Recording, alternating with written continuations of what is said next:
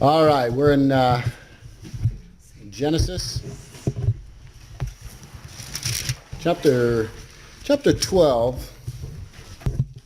I wanted to backtrack just a little bit because we're entering the period here of the patriarchs.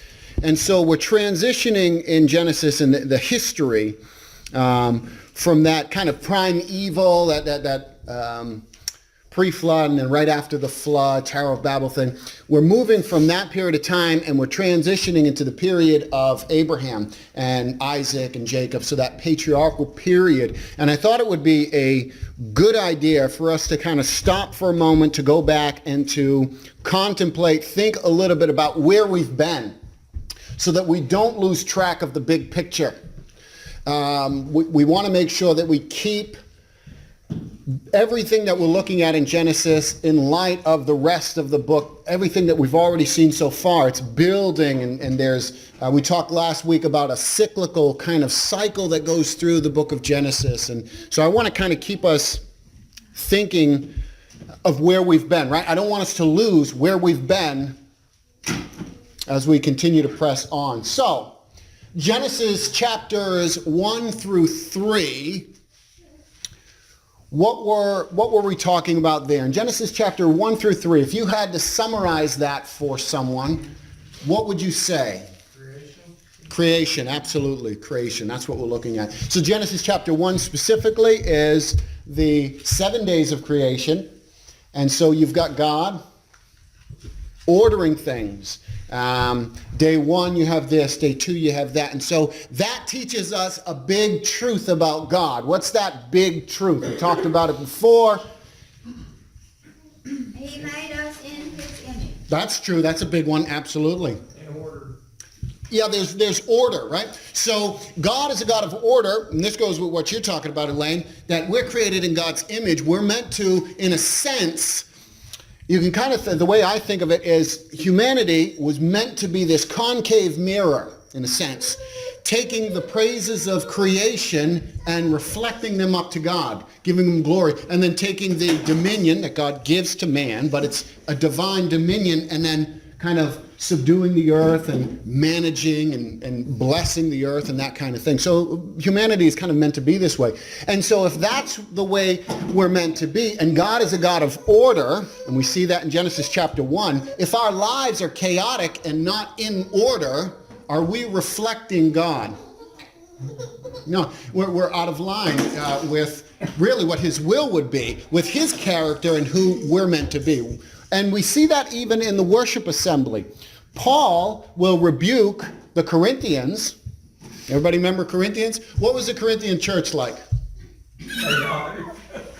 Without form and void, right? And darkness was over the surface of the assembly. I mean, it was a chaotic kind of thing. And Paul would talk about doing things in order, right? Having an orderly kind of fashion. Have one or two people speak or do this. Do everything in an orderly fashion. And it's not just because it makes good sense, but when we do that, we are reflecting, in a sense, the character and the nature of God. God wants our lives to be orderly, well, because it's good for us, but because it reflects who he is, and we are created in his image to reflect him and those kind of things. So we can take some of that out of chapters 1 through 3. 3 was the fall, right? 3 is where everything goes bad. Chapter 2, everything's fabulous. Chapter 3, the plane's going down, right? Pretty rapidly, pretty quickly. Chapters 4 through 6. What's going on there? How would you summarize, or what would you say about Genesis chapter 4 through 6? Sin.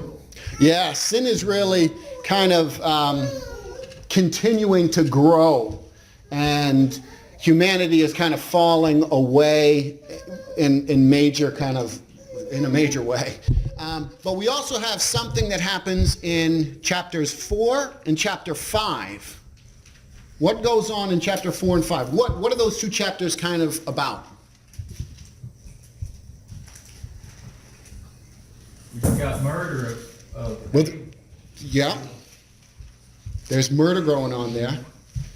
And then at the end, that describes Cain's lineage, right?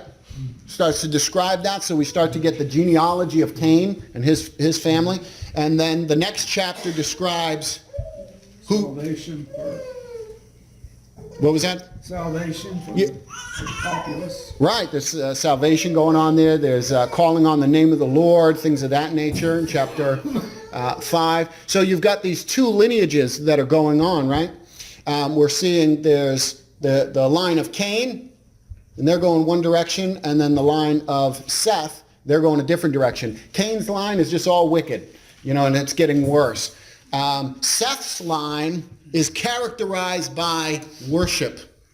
And we see that people began to call upon the name of the Lord. They began to worship God. And there's one guy in there who kind of exemplifies that. Who is that? Who is the great example in Seth's lineage? There was a good Lamech and there was a bad Lamech. That's true. Yeah. One on each. So there's Noah. Enoch. Well, we get Enoch, right? Enoch walks with God, and then he's taken, right? So he is kind of that great example within that lineage. But you're right. Then we come to Noah. Chapters 6 through 11. How would you kind of summarize? What are some of the big themes or the big things that are going in chapters 6 through 11? Chapter 6 is salvation by water. Sure, salvation absolutely by water, which all of this reminds us of things. These are building upon things. Chapter 6, the whole flood narrative kind of reminds us of, or it should kind of remind us of Genesis chapter 1. This whole story, because what happens is God uncreates. I used that term before. You remember that kind of uncreation idea? And there's going to be a new or renewed kind of creation after the flood. So the earth is baptized in water. And out of that, the world is sinless again. So absolutely. So it goes chaotic, it goes corrupt.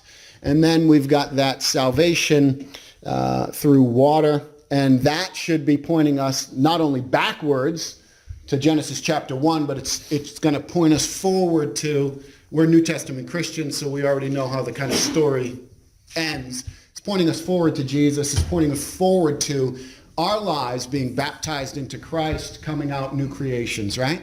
We are now new creations in Christ Jesus. For all of you who have been baptized.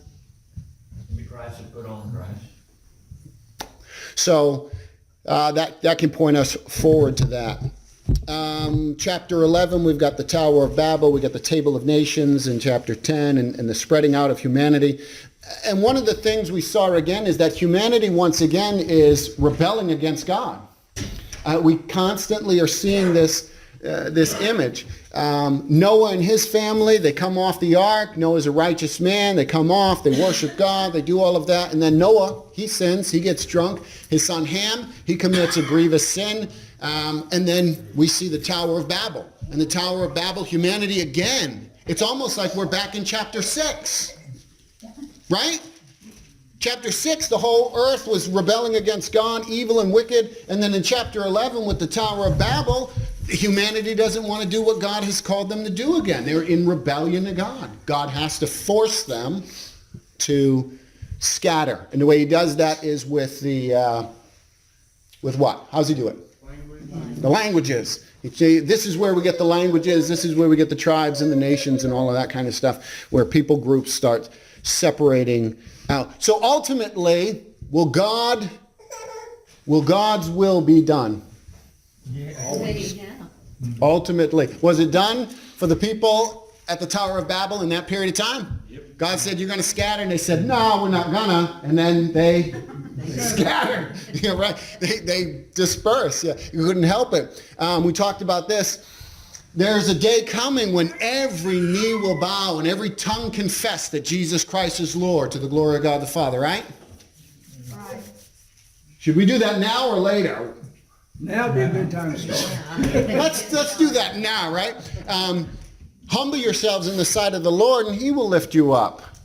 And God opposes the proud and all of that kind of stuff. We don't want to wait till the day of judgment where we are forced to bow the knee to Christ. We want to bow the knee willingly and be exalted by him. So God's will is ultimately completed and finished. Anything within those first 11 chapters that anybody wants to kind of bring up, a summary or something that kind of you're reminded of, anything like that before we start to move on again and press into the life of Abraham?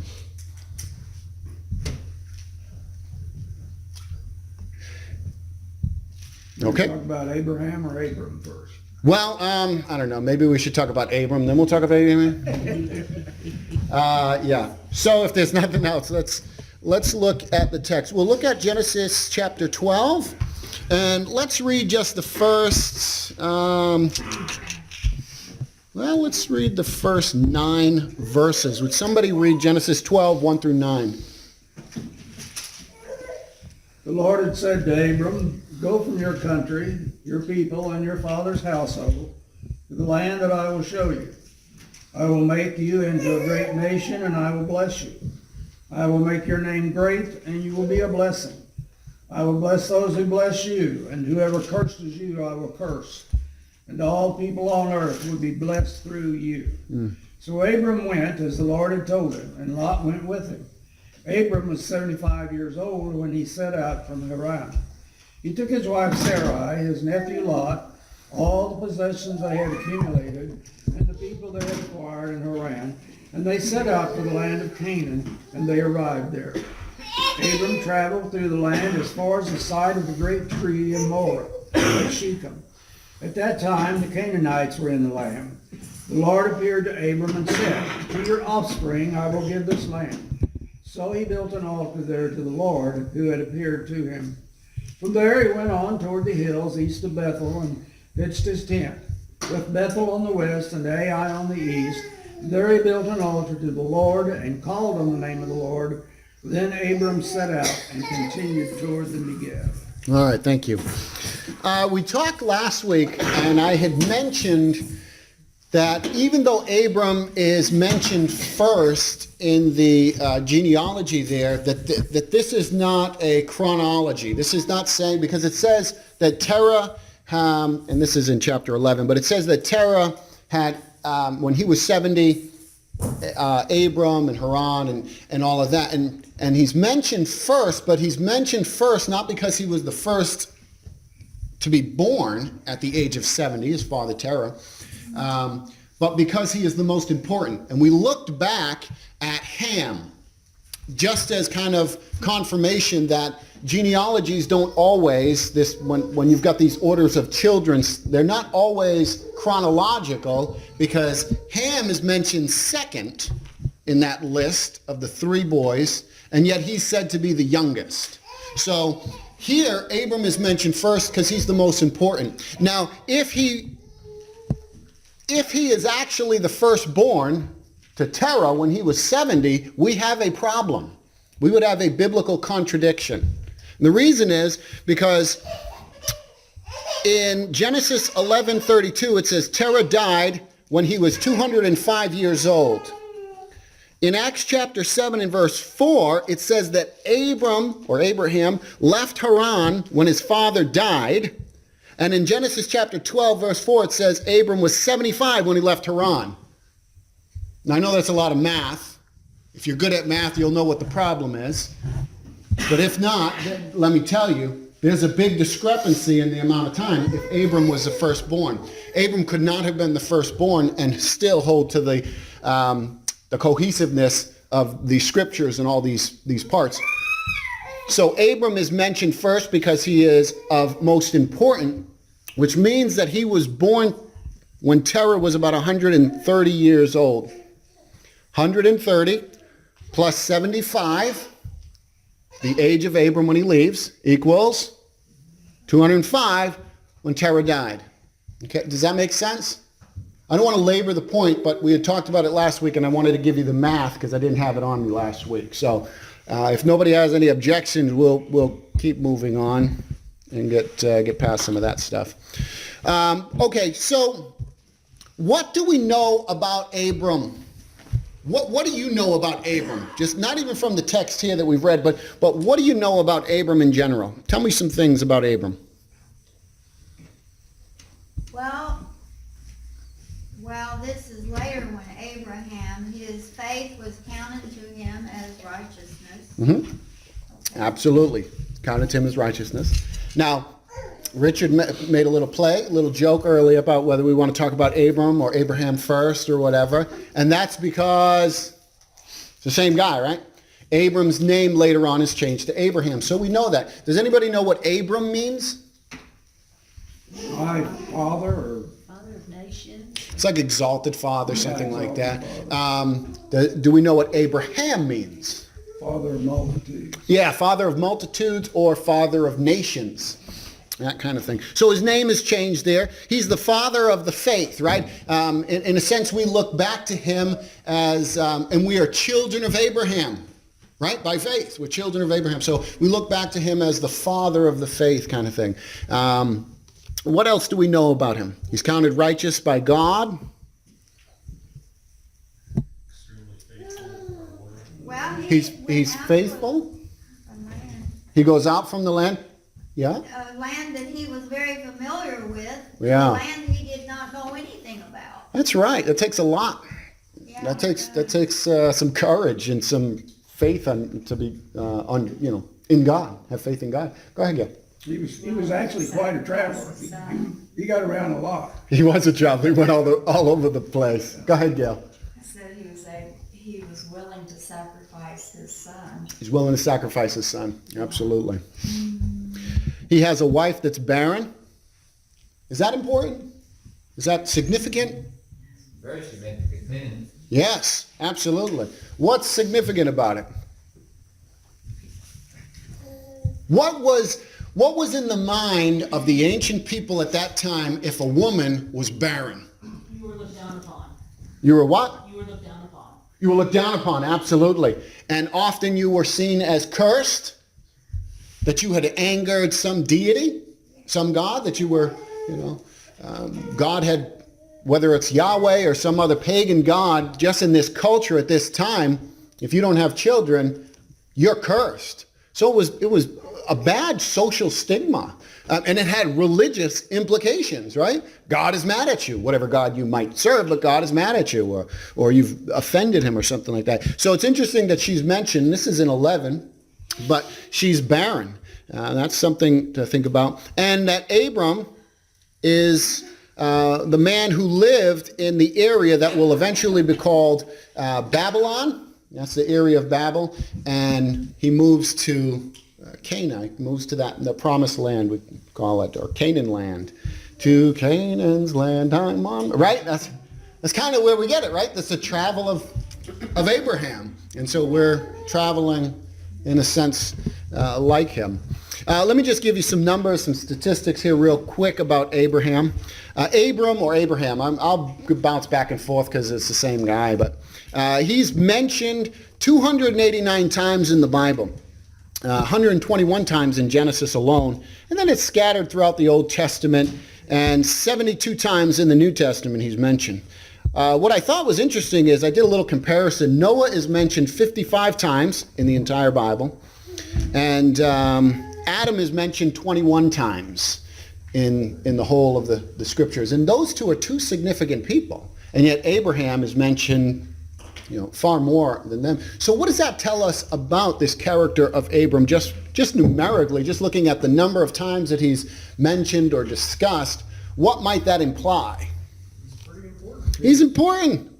Absolutely, he's an important guy. He's mentioned over and over and over again. So he's an important guy in the Bible. We know that faith is very important because he is known for his faith. Mm-hmm. Faith in Absolutely.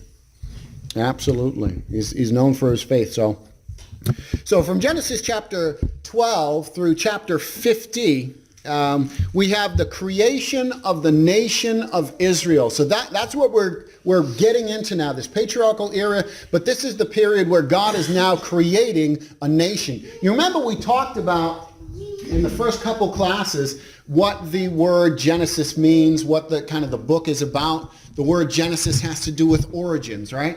Source or origin. So we've got the source or origin of creation. We have the origin of sin. We have the origin of circumcision. We'll eventually get there. But we have also the origin of the nation of Israel. Here is where it begins. God is now going to separate a family out. He's going to separate them out, and he's going to focus in on Abraham. And we're going to hear about Abraham and Isaac and Jacob. These guys are the roots of that tree of Israel in a sense. What we might not realize is that most of Genesis deals with Abraham and his descendants. If you think about it, how much history has passed in chapters 1 through 11? Does anybody? You're probably not going to know this, but Almost 2,000 years. yeah, actually, the numbers I looked at was about 2,300 years. Wow. Yeah. So around the 2,000 mark, 2,300 years in chapters 1 through 11. And there wasn't a real in-depth focus on too many people. We got a bit about Noah and stuff like that, but we didn't get, a lot of different details. But about 2,300 years pass through this period of time. Could you guess how many years are going to pass between chapters 12 and 50, if you just had to guess? Probably about 2,000? How many? 2,000. You think 2,000? 200. This guy's pretty good with the math on this. It's about 250. Yeah, approximately 250. Your notes, 250. What's? He's seeing my notes, isn't he? Yeah. He's checking on the notes. Yeah. Yeah. So what's going on in the text is this, and you'll see this kind of over and over again. So God starts out zoomed in. We look at Adam and Eve. He's got this small picture, and we start to slowly expand out, right? And then we start to see all of humanity, right? The wickedness, all that kind of stuff. And then it zooms back in, and we talk about, well, God discusses a man named Noah and his family, right? So it gets narrow again. And then it broadens back out, right? We start to see all of humanity again and the wickedness and all of that. And then here it zooms back in to focus on a specific man. Then it's going to broaden out again, right? Because we're going to start to talk about his family and then the nation of Israel and all of that. And we'll get this back and forth. And then we get to Jesus, right? So we're zoomed back in again. We get to Jesus. And then, of course, the mission of Jesus that he gives to his disciples and the apostles is to go out to the world. But you'll see this kind of in and out thing where God is narrowing down a focus, and he'll talk about and describe or discuss a family or a single person or something, and then it gets broadened back out, and there's this back and forth going on here. So we're zooming back in now, and we're going to be looking at the life of Abram. So you have the life of Abram. Then you get Isaac. Finally, you get Jacob. There's about 4 generations here, ending with the death of Joseph, which is the son of Jacob. And then the rest of Genesis is going to deal with Abraham.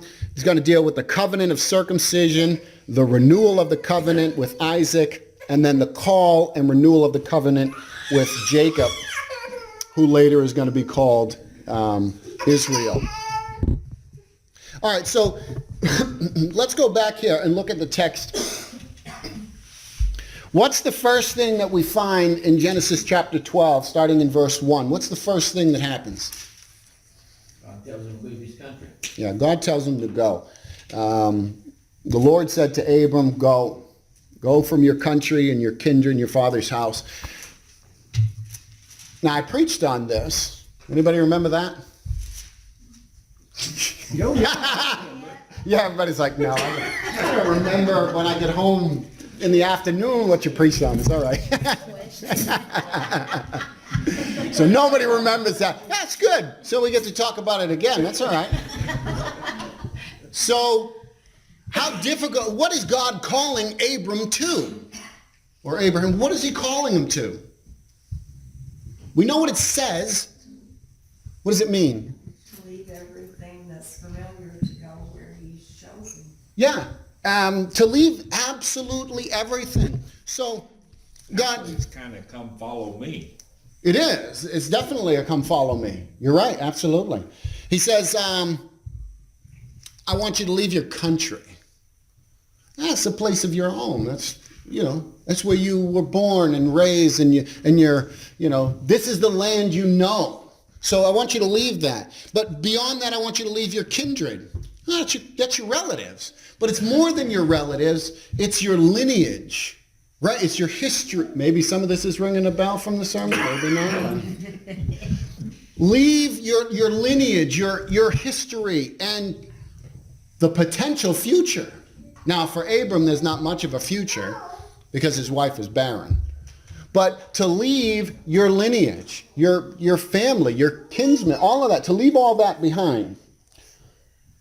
To leave your father's household and to go to the land that I will show you. Now, it's a complete, as was already mentioned, it's a complete abandonment of everything that Abram has ever known and ever will know. I mean, this is the great unknown. If Abraham had stayed where he was, he could be assured of kind of certain things in his future, right? We know we don't know what tomorrow holds, but basically if I grew up in one place, my family's here, my friends here, let's say my father was a blacksmith and I'm training to be a blacksmith. What could I project the future to be? I'll be a blacksmith, right? And I would kind of have a security to know. I basically know what the future holds. This is all uncertain for Abraham, right? This is like, you're not going to know anything. And in fact, does God even tell him where he's going to go? Nope. No. God didn't even give him he doesn't even say, I want you to go to Canaan. He just says, I want you to go. Now, clearly he must have given him a direction, right? He's not just wandering around. But he doesn't say where to go. So not only is his future uncertain, but where he's literally traveling to is uncertain. Just go south. Where? Yeah, just go. I'll tell you when you get there. What?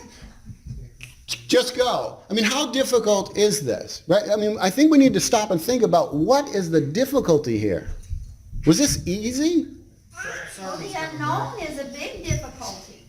What's that? It's a big difficulty? Yeah. Yeah, absolutely.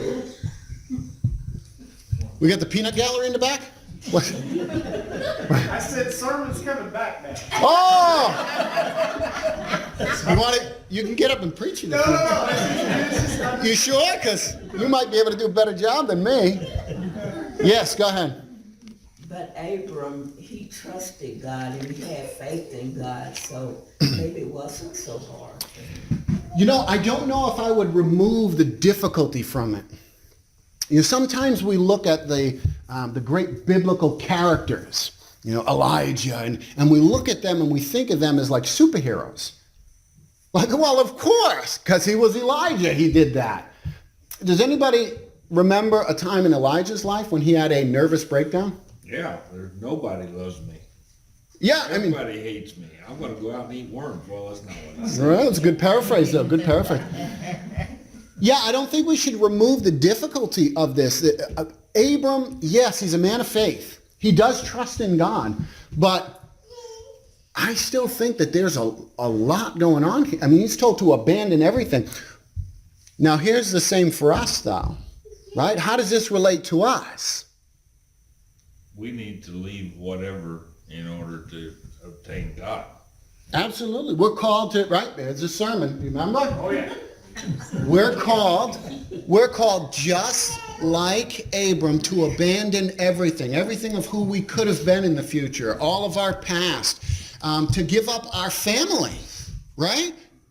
For the Lord. Not mother or father or brother or sister or son or daughter can be above Christ. No, so that's an abandonment. That's saying we give it all to you, our entire life. So we are called to a very similar thing that Abram was called to. Are we called to travel in a wilderness? At times. This world is not my home. I'm just a... I mean, this is a pretty dark place to live, right? In this world. So we're called to wander as well, and we don't know when we're going to get there. We don't know, but we'll know when we arrive. You know, we don't know how long this life is going to be for each one of us, and we don't know when the Lord's going to return. But we should be able to see the call of Abram is the call of the Christian. He was going by faith, and we go by faith. And he had to trust in the Lord every step of the way. And we have to trust in the Lord every step of the way. And we have to abandon all for him. So he's called to something massively difficult. I would say it's difficult. And again, even though he has faith, I wouldn't remove the difficulty from that. So God calls him to all of that, and he does. And then God goes on to say what? If you do this, what is he going to do? What is God's promise to Abram? You'll make it into a great nation, Yeah. which is gonna be a lot of heirs. Now, how does that affect Abram? You're gonna have nations. Yeah. Wait a minute. Sarai was barren, and the promise of God is you will not be barren, right? You'll have multitudes. You're going to have tons of children. So he says, I'm going to make of you a great nation. If you leave, you'll have far more. What else does he say? I'll make you a great nation. Be blessed, Going to bless you. and everyone that curses him will be cursed. That's true. He goes on to say, his name is going to be great. Where did we see a people that wanted to make a great name for themselves? At the Tower of Babel. Do you see the connections? Man wanted to make a great name for themselves in rebellion to God. Here, God is saying to Abram, I will make a great name for you if you follow me. Humble yourselves. You'll be, right? It's a similar pattern as well, right? Those who humble themselves to the Lord, those who submit to the Lord, there's a blessing that goes on there, and Abram is going to get that. So there's actually a thematic connection between the Tower of Babel and what they wanted to do. They wanted to make a name for themselves. They want to be awesome and all of that. And Abram. And God is going to be the one who makes Abram's name great. And we're still talking about him today, 2019. So God kept his promise.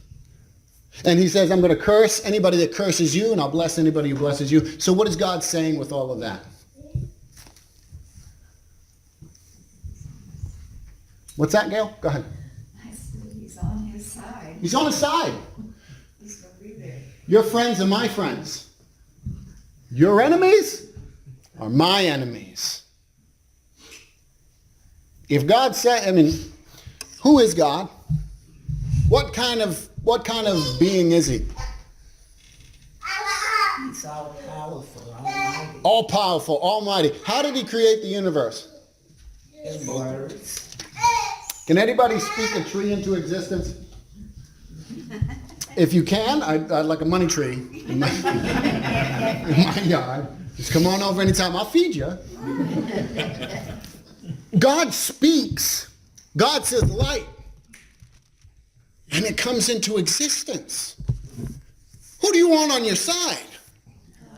The guy who speaks things, right? The being who speaks things into existence. So what does Abram have to fear?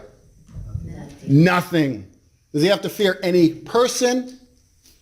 He don't have to fear anything, right? So God says basically, hey, your friends are my friends. I'll take care of them. Your enemies will be my enemies. I'll take care of them. And he can do it. Right? If God is for us, who can be against us? Do we have the same promise? Maybe not spoken the same way, but didn't we just, if God is for us, who can be against us? Yeah, God's on our side, same thing. I will bless you. I will take care of you. You don't have to worry about it. So God is making this promise to him if he leaves. Now, is the promise conditioned on Abraham's faithfulness? Does Abraham have to do anything other than go? God says go, and other than doing that, is there any condition? What's the text say? Do we find any conditions? God says, I won't bless you if you slip up. If you sin against me in any way, does he say that? Well, he was in that situation where he lied to Abimelech, and God still cursed Abimelech, so God must have still cared for Abraham, even though Abraham had lied. Yeah, there's no condition, right? This is an unconditional promise by God. Now, God will make other covenants, other promises, and sometimes they'll be conditional. With the people of Israel, God made a conditional covenant with them. And anybody remember that? You remember it's blessing and cursing? Either you guys know and you're not telling me you know. Or is Mount Ebal, is that what you're talking Yeah, about? Mount Ebal and Gerizim, right? God makes the covenant of blessing and cursing. And God says, at that time he said, listen, people of Israel, if you follow me, if you're faithful to me, if you worship me, if you keep my commandments and my statutes, I'll bless you. Your women will bear lots of kids. Your farms will produce lots. Your animals overflow, right? You'll just have it all. You'll be secure. Your enemies will flee from you. They'll try to come out against you. They'll flee. But then there's the condition. There's a conditional aspect to it. That's the curses. God says, but if you fall away, if you worship other gods, if you don't keep my statutes, if you don't do this, then your farms will fail. Your crops will fail. Your animals will give birth to lame things, and you won't bear. And the land will literally vomit you out. And we find out later on that's what happens. There's the exiles, right? There's a couple of them. There's two of them anyways. You get the Assyrian and the Babylonian. The people of God, they were under a conditional covenant. You do this. This here is an unconditional promise by God. God is going to do this. And there's no condition other than, right, you have to go. And so that's why when we see in the life of Abraham, when we see in his life some failures, and we'll talk about them, God still is going to keep his promise because it was an unconditional promise that he was going to make his name great and all of that. Now, eventually, Abram learns some things, and he grows. And he grows more and more faithful to God, and he understands who he is, and he trusts him even more. And we see that eventually when we get to the offer of Isaac.